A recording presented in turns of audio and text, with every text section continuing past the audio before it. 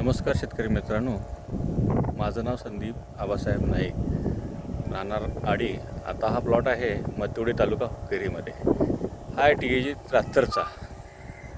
हा मी पूर्णतः प्लॉट रेनपाईपवरती म्हणजे एअर इरिगेशनवरती काम केलेलं आहे. आता आपण पाहतात तो प्लॉट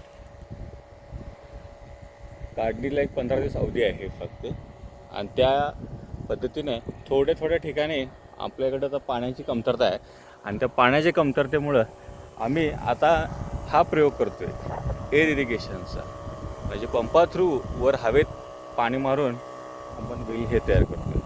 ह्याच्यामध्ये आपण 3 वेळेला गोमूत्राची फवारणी केलेली आहे, आणि हा गोमूत्राचा रिझल्ट असा आलेला आहे. शेंग आपल्या साधारण एका वेळेला 50 ते 50च्या पटीत शेंग लागलेली आहे. ही 2 वेलं आहेत.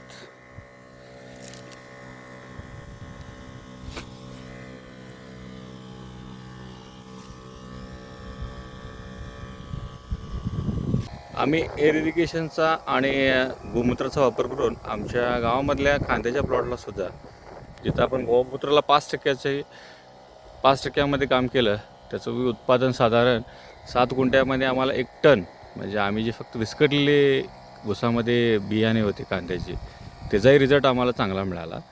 आणि आता तुम्ही पाहतायत, आपण हा एअर इरिगेशन म्हणजे सायंकाळच्या वेळेला आम्ही हवेतून पाणी हे असे पंपद्वारे सोडते.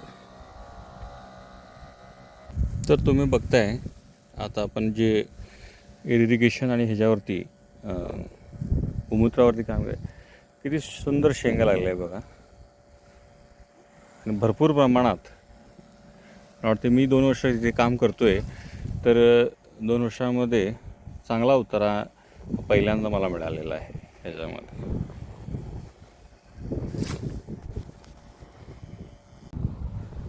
शेतकरी मित्रांनो, हे जे काम चालू आहे इरिगेशनचं, हे सगळं काम जे काय असेल ते, कांद्याचं असू दे, भुईमुगाचं असू दे, गोमूत्र फवारणी असू दे, एअर इरिगेशन, हे सर्व काम मनोहर खक्के सरांच्या मार्गदर्शनाखाली झालेलं आहे. त्यांच्या काय मी ओळखीचं नाही आहे, फक्त त्या फोनवरती मी त्यांना विचारून माहिती घेऊन, त्यांना वेळ असेल त्यावेळेला मी रात्री अपरात्री त्यांनी मला फार सहकार्य केले, आणि त्यांच्या सहकार्यामुळं मी हे शिकू शकलो, आणि एक पाऊल पुढे शेतीमध्ये एक पाऊल पुढे माझं गेलेलं आहे.